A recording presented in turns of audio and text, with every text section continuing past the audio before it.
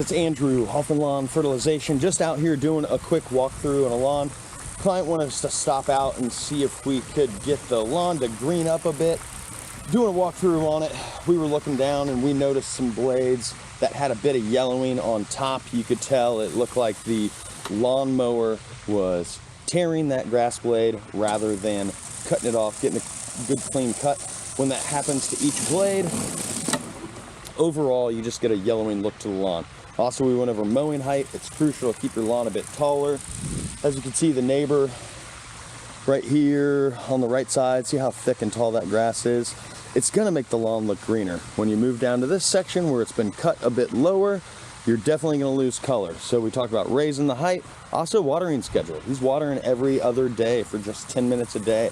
That's not enough to really soak down into the soil. If anything, too frequent of watering is gonna cause a fungus problem. So we're gonna back that off to 2 days. Instead of 10 minutes, we're probably gonna go 20 to 25 minutes per watering time. If you guys need help with your lawn, go to our website, hoffmanslawncare.com. You can also give us a call at the office, 740-318-5296.